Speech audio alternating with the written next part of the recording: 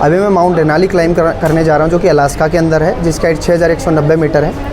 इससे पहले मैंने 5 महाद्वीप पूरे किए हैं, जिनमें एवरेस्ट को 2 बार, किलिमंजारो को 3 बार, एल्ब्रूस को 2 बार, ऑस्ट्रेलिया कॉन्टिनेंट को 2 बार और साउथ अमेरिका की जो हाईएस्ट पीक है माउंट अकेंकागुआ उसको 1 बार।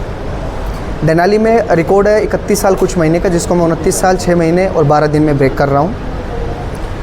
और इस अभियान को IPL बायोलॉजिकल और अशोक सिंघल फाउंडेशन के सहयोग से आज मेरे सपनों को ये उड़ान मिली है, पंख लगे हैं और आशा करता हूँ कि ये अभियान सक्सेसफुली पूरा होगा।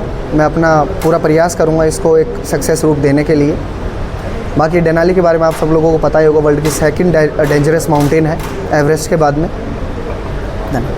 क्या लग रहा है आपको, हरियाणा के एक छोटे से गांव से, जैसे आपने बताया, वीडियो दिखाया है, छोटे से परिवार से ताल्लुकात रखते हैं और इतनी ऊंचाई तक आपने हासिल करी है, क्या लग रहा है आज मुख्यमंत्री ने आपको आशीर्वाद दिया है?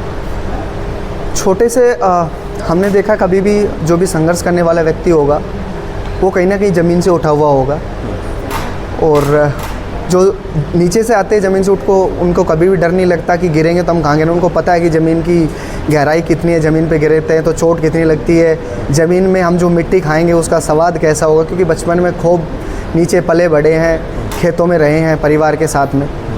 लेकिन बस प्राउड इतना फील होता है कि आप सब लोगों के सहयोग से आज गाँव से उठकर और बड़ी बड़ी चोटियाँ फतेह करने का मौका मिल रहा है, और ये तभी संभव हो पाया है। माननीय महेश जी, हर्ष जी, ऐसे लोग हमारे समाज में मौजूद हैं जो प्रतिभाओं की प्रतिभा को समझकर ऐसे ऐसे बड़े बड़े अभियानों को सक्सेस का एक रूप देते हैं।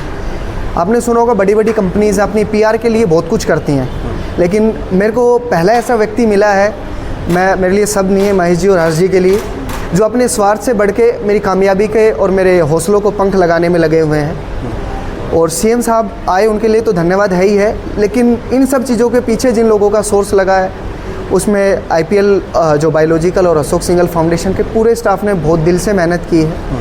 मैं कंटिन्यू 1-1.25 महीने से आ रहा हूँ, मैं देख रहा हूँ कैसे एक परिवार की तरह एकजुट होकर लगे हुए हैं मेरे लिए। बड़ा अच्छा लगा, और जल्दी ही 7वां कॉन्टिनेंट भी पूरा होगा।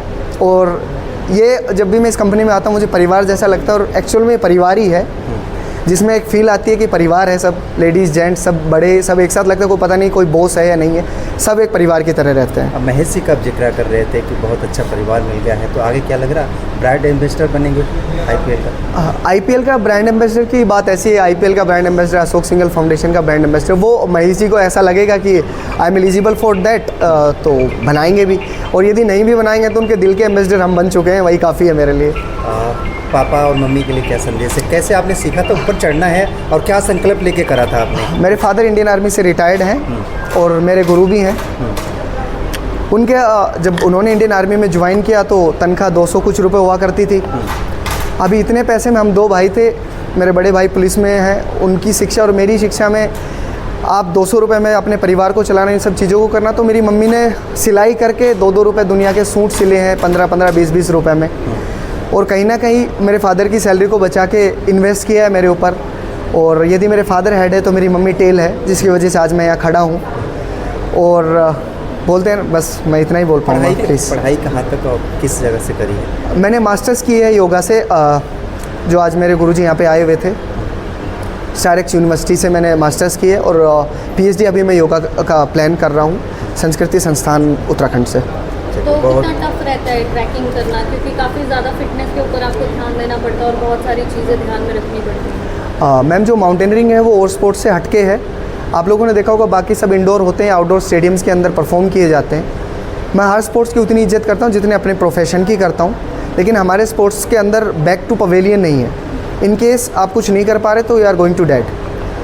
हाई एल्टीट्यूड के अंदर यदि आप कुछ कर नहीं पा रहे और आपको यदि ऑर्गन फेलियर हो जाता है तो आप सीधी मौत की तरफ हैं, आप वापस घर आने का कोई चांस नहीं है। तो प्रिपरेशन और ख़तरों से इन सब चीज़ों को समझ के माउंटेनियरिंग में जाना मेरे हिसाब से बेहतर है, क्योंकि जितना आज तक मैंने सीखा वो यही है कि स्टेमिना स्ट्रेंथ के साथ आपकी ट्रेनिंग बहुत अच्छी होनी चाहिए, और यदि आपके अंदर सारी काबिलियत है तो आपके साथ में सहयोग के लिए लोग भी जुड़ जाते हैं, भगवान आपके साथ जुड़ जाता है, क्योंकि आपकी मेहनत के पीछे बहुत सी चीज़ें जो एकदम से आपसे इंटरप्ट डर के आगे जीत है। डर के आगे जीत है।